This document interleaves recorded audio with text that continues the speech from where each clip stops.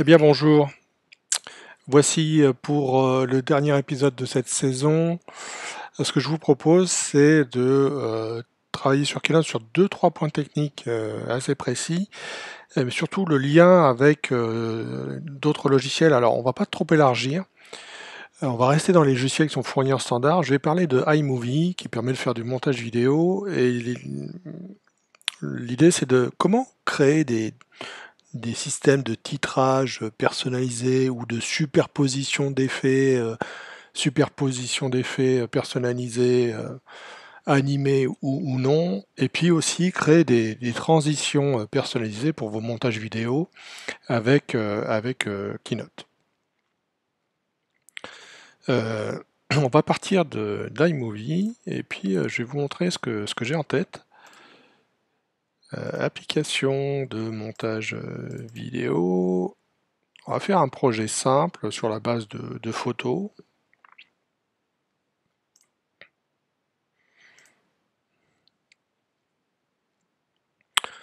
Des photos qu'on a déjà utilisées Alors je vais pas expliquer iMovie, hein, c'est pas l'objet de cet atelier-là.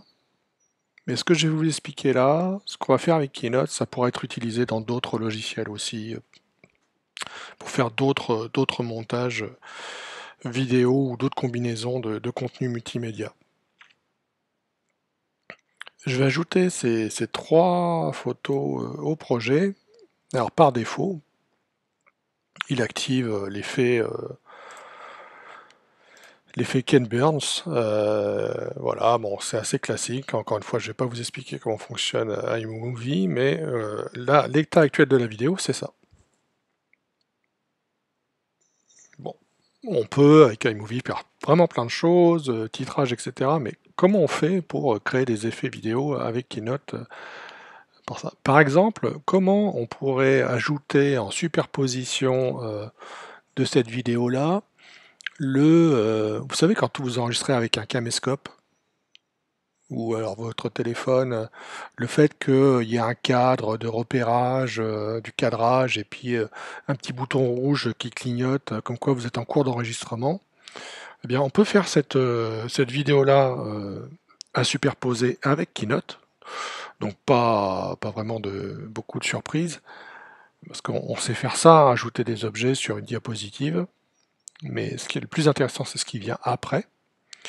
On va prendre un format 16 neuvième parce que les montages avec iMovie se font en 16 neuvième. Peu importe le modèle, un modèle basique parce que de toute façon on n'a pas besoin de tout ce qui est en arrière-plan. Le thème basique, le modèle vierge. Et par contre je vais changer la couleur d'arrière-plan. Alors je vais volontairement la mettre dans un gris foncé pour l'instant.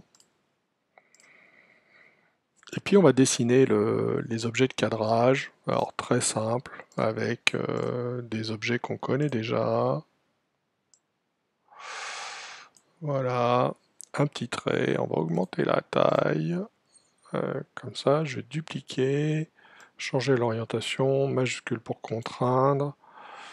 On va zoomer là-dessus pour faire l'alignement correct. Voilà, voilà, quelque chose comme ça, peut-être encore un peu plus épais. 5. Ok. Et puis on va les mettre en blanc, sachant que la zone grise, là, l'arrière-plan gris va devenir transparent à terme. Couleur blanche, je vais grouper ces deux objets-là, les placer dans le coin supérieur gauche. C'est un objet et un seul. Je le duplique. Je l'emmène en haut à droite. Effet miroir, format, disposition. Hop, je le retourne. Je le duplique encore. Je l'emmène en bas à droite. Effet miroir, comme ceci. Et Voilà. Donc là j'ai créé mon cadre d'enregistrement vidéo format caméscope on va dire. Je vais ajouter un petit texte. Alors ma couleur gris est mal choisie parce que je vais la mettre en blanc. Écrire le mot rec comme record, enregistrement. Augmenter la taille du texte. Voilà, un peu plus. 38 points. Je vais mettre ça ici, en bas, et puis je vais me dessiner le petit bouton clignotant rouge là qui... le petit indicateur rouge. Donc je reviens pas sur les concepts fondamentaux de création d'objets dans Keynote, hein, on a fait pas mal d'épisodes là-dessus. Je vais l'animer ce truc là. Action, ajouter un effet, clignotement. Bon, là il clignote un peu trop vite. Voilà. Enregistrement, voilà, comme s'il était en cours d'enregistrement. Et donc cette vidéo-là, bah voilà ce que ça donne quand on l'anime. Ça enregistre. Alors, l'idée fondamentale qu'il faut retenir, c'est on va transformer ce fichier-là en fichier vidéo, mais surtout il faut que l'arrière-plan, qui est actuellement gris, devienne transparent. Donc, pour cette diapositive-là, il faut que dans le format de la diapositive, l'arrière-plan soit aucun. C'est très important de passer par là, parce que sinon, en fait, l'export va contenir une couleur de remplissage et on ne pourra pas voir ce qu'il y a derrière.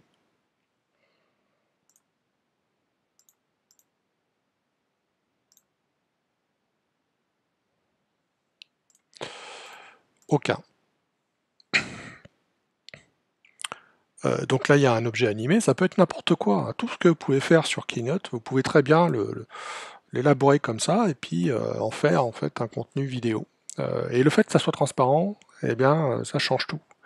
Ça change tout pour iMovie. Et vous allez voir pourquoi. Je vais enregistrer, exporter cette vidéo au format... Alors ça, je vais m'arranger quand même pour que ça soit animé, non pas au clic-souris, mais après la transition, juste après, pour que ça décolle juste après la transition, c'est-à-dire pas de transition du tout, puisque c'est la première diapositive. Exporter la vidéo. Et alors là, il faut être très vigilant. On va se débarrasser des éventuels effets de transition et de composition, même s'il n'y en a pas vraiment. Et on verra que ça sera important pour la deuxième étape de cet atelier, pour la partie véritablement transition. Là, on va faire une superposition. Personnalisée. Alors, les vidéos iMovie qui sont en 720 ne sont pas en 768. Parce que quand on fait un export, de la vidéo en partagé fichier, bah, la résolution voilà, intermédiaire c'est 720p, 720 pixels dans la hauteur. Donc voilà, la hauteur c'est 720p. Et donc la proportionnalité c'est 1280 pour la largeur. Et surtout le type de compression. Alors vous avez une piste là qui vous guide vers la possibilité d'exporter avec les arrière-plans. Sauf que la compression H264 ne le supporte pas. Là, l'export Apple ProRes 422 non plus. Mais ProRes 4444, oui. Alors c'est vrai ou c'est pas, et c'est pas vrai en même temps ce truc-là. Parce que là, on est sur le système d'exploitation Mojave, et du coup, il y a cette option-là qui est disponible parce que les formats vidéo sont à jour. Mais je me suis rendu compte que sur des anciens systèmes comme El Capitan par exemple, bah, il n'y avait pas ce type de compression, mais que malgré tout, et même pas cette option-là, que malgré tout quand on exportait au format ProRes 422, bah, les fonds transparents étaient supportés. Euh, bon, là dans Keynote c'est un fond noir, mais en fait c'est parce qu'il n'y a rien derrière, mais en réalité c'est transparent. J'exporte. Donc ça c'est mon effet rec. Voilà, exporter la vidéo. Je vais masquer Keynote, masquer iMovie pour l'instant aussi. Et mon effet rec, quand je le visualise avec Quick Look, on voit bien que voilà, transparent, ça fait cet effet un peu flouté là, mais ça nous fait une vidéo donc avec des objets graphiques mais transparents. Et bah, ce fichier vidéo là, je peux le prendre, aller dans iMovie et le poser. Alors non pas un emplacement d'éléments multimédia dans la timeline de la vidéo, mais par-dessus, ici. Et là, et voilà. Qu'est-ce qui se passe? C'est qu'on a superposé ce fichier vidéo avec une bonne partie transparente, et quand on voit l'affichage à droite, là, ici, on voit qu'on a superposé avec l'animation d'enregistrement, ici. Alors si je fais en lecture, dès qu'on passe, on peut faire cette opération-là sur la totalité de la vidéo, hein, mais c'est pas l'idée ici. On peut agrandir. Après, on peut accélérer aussi cette vidéo-là. Si des fois elle n'est pas assez longue, ou la ralentir pour faire en sorte que ça couvre plus de montage dans la timeline. Mais l'idée de base, c'est ça, c'est d'avoir un effet personnalisé. Ça peut être un titrage, ça peut être n'importe quoi, un nounours qui apparaît devant la vidéo, j'en sais rien, enfin tout et n'importe quoi. Là ici, c'est la simulation de l'enregistrement d'une caméra qui n'était pas là à l'origine. Bon, autre chose, c'est la partie transition, c'est-à-dire entre deux clips, deux plans ici. Alors on peut mettre une transition iMovie, par exemple, voilà, celle-là par exemple. Si on la met ici entre les deux, on va avoir un effet de transition cercle, mais on a la possibilité d'élaborer ce genre de transition avec Keynote, pour remplacer les transitions, même s'il y en a une certaine quantité, faire des transitions personnalisées. Alors comment on fait ça?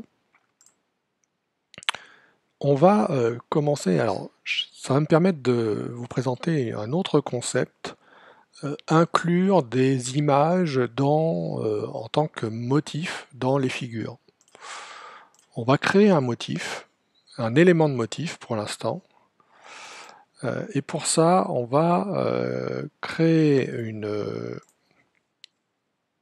un diaporama dont le format est volontairement proportionnel en hauteur et en largeur pour faire des figures symétriques. Donc ce qui est le plus approprié, c'est de faire un diaporama en 200 sur 200 pixels pour avoir une zone de travail. Alors par exemple, qu'est-ce qu'on va pouvoir faire? On va faire un motif qui va pouvoir, et là le placement des objets va nous aider énormément.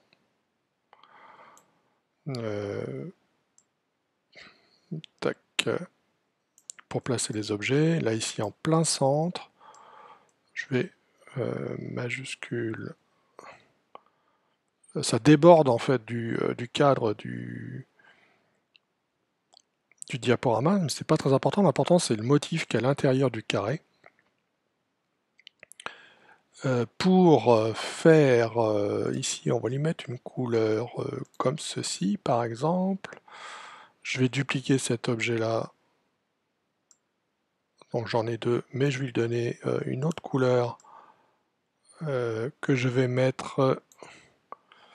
Ce truc là, je vais le mettre derrière, reculer d'un plan, que je vais centrer aussi, mais que je vais agrandir. Voilà, pour le mettre un peu comme ceci. Et puis on va faire la totalité de la zone. pour que ça soit couvert entièrement, je vais mettre, je fais un peu n'importe quoi, hein. C'est pas beau, c'est pas super esthétique, mais peu importe, on s'en fiche. Je vais aller faire juste un motif, ouais, comme ceci. Là, dupliquer, je le mets comme ça. L'important de retenir, c'est dans la zone qui est ici, en fait, dans l'espace de travail de la diapositive. Commande majuscule pour forcer la rotation. Voilà, l'ensemble de ma zone ici est couverte.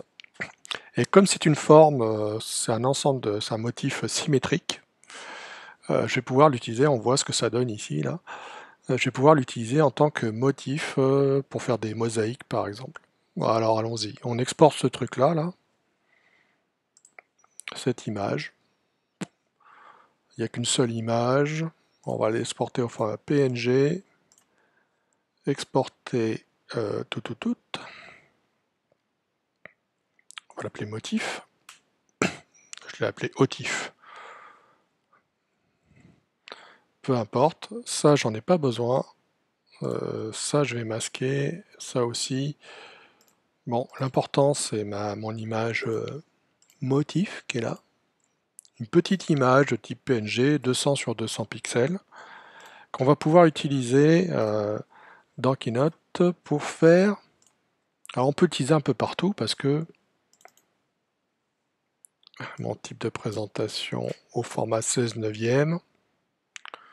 Arrière-plan, on peut l'utiliser en tant qu'arrière-plan de remplir par image. Arrière-plan d'un diaporama. Alors remplissage par image, par défaut c'est remplir ou étirer ou ajuster, mosaïque. Et puis on peut définir voilà l'échelle de la mosaïque pour faire bon, admettons des arrière-plans personnalisés, mais c'est pas trop l'objet en fait ça permet voilà, de vous ouvrir d'autres perspectives pour faire des trucs un peu psychédéliques si ça vous chante. Enfin là ici psychédélique, mais on n'est pas obligé d'en rester là.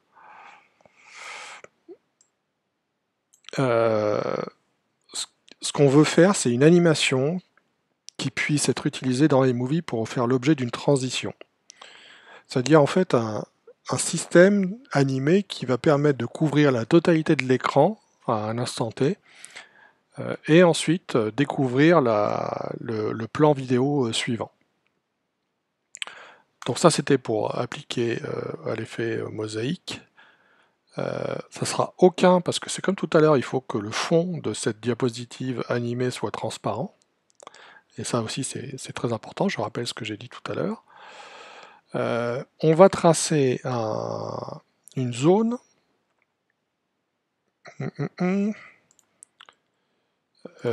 qui va permettre, donc c'est une figure, qui va permettre de couvrir la totalité de l'écran. On va la remplir, cette figure, avec une image et ce motif-là. Et l'important, on va faire une transition un peu plus élaborée, on va le faire sous forme de déplacement, mais il faut qu'au moment où la figure avec le motif se déplace, à un moment il faut que cette figure-là couvre la totalité de la diapo. Donc j'agrandis encore.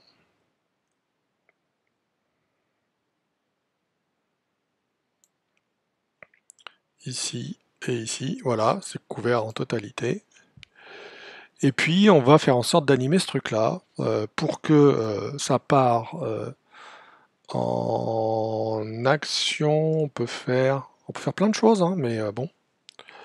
On va faire un déplacement. Il faut que l'image parte de là, soit en dehors du cadre de la transition transite jusqu'à disparaître, et ça de manière pas trop rapide. Alors une transition, ça ne doit pas durer trop longtemps non plus, on va dire 3 secondes. Voyons ce que ça donne. Voilà, ça traverse l'écran en 3 secondes, ça couvre l'écran à mi-parcours. Et donc en fait il se passe un moment où la vidéo de plan dans iMovie est complètement couverte et on peut passer d'un plan à un autre. Donc là aussi c'est le même principe. J'ai mon animation, je l'exporte au format vidéo. Lecture automatique, j'ai pas besoin de transition ou de composition ou de transition de diapositive. Je personnalise mon export en 720p et un export au format ProRes 4444 parce que c'est ce qui me permet d'exporter un arrière-plan transparent.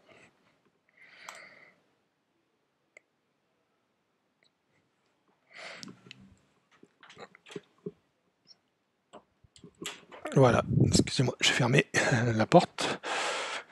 J'avais un peu un bruit de fond. Bon, c'est la vidéo transition. Transition perso, là. Pif. Export. Et donc on peut vérifier la transition perso, ici. Le fait que ça soit flouté ici, ça veut dire que vraiment le fond est transparent. Et donc pour finir, eh bien, cette transition transparente, je vais pouvoir la mettre à cheval entre deux plans. En l'occurrence, ici, je vais la mettre entre le deuxième et troisième plan. Transition, je vais prendre et aller mettre à cheval entre les deux plans et on voit ce que ça donne. Alors il faut peut-être ajuster parce que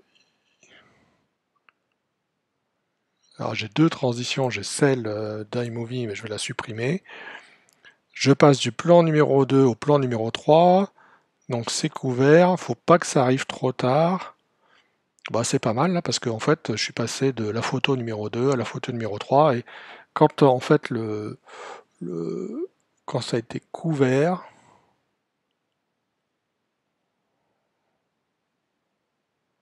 ouais, on voit un tout petit peu.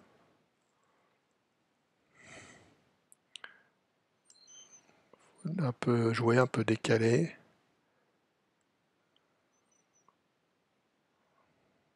Voilà. Voilà, ça apparaît un peu. Si, bon après c'est du réglage. Voilà, voilà, on a l'animation. Donc premier effet de superposition pour des animations parmi les plans. Et ensuite utiliser le même procédé pour faire des transitions personnalisées. Alors, il faut revoir le positionnement ici, mais on peut le faire de manière assez précise. Bon, voilà, c'était l'objet de tout ça. Ça ouvre des perspectives intéressantes pour iMovie.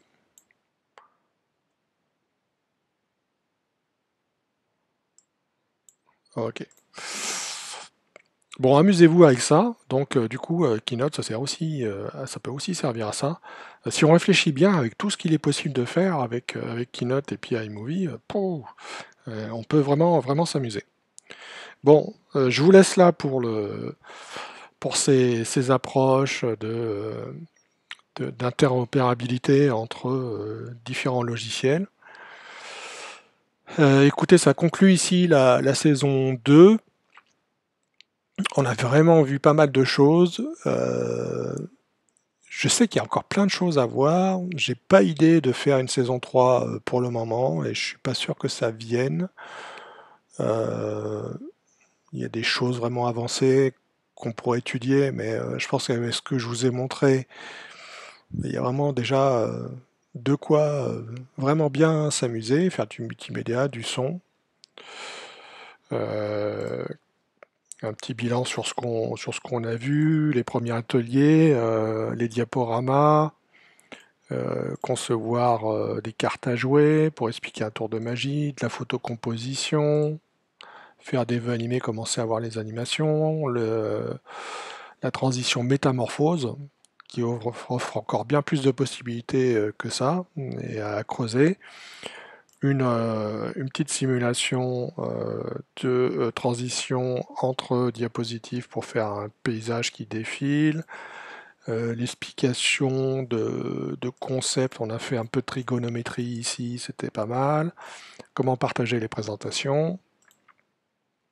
Atelier 2, des trajectoires d'animation, la grille de Viginière pour travailler sur des tableaux, travailler sur les modèles, les liens entre les diapositives avec des scénarios, des choix, des arbres de décision, la cartographie, une astuce concernant l'inclusion de vidéos, voilà, et puis le reste qu'on a vu ces derniers temps. Voilà, je vous laisse. C'était sympa tout ça. J'espère que vous en ferez bon usage ou pas, ou que ça vous permettra au moins de prendre une décision. Est-ce que je me lance, est-ce que je continue à utiliser ce genre de choses et comment je peux exprimer ma créativité? Moi, écoutez, mon avis, je dirais que quand même Apple nous offre des machines et des logiciels installés par défaut, mais alors d'une richesse et d'une puissance phénoménale. Euh, Moi, je trouve ça bien. On a un Mac et on a tout ce qu'il faut dedans. C'est vraiment sympa. Voilà pour cette approche. Portez-vous bien. Continuez à créer, à faire des choses avec tout ça.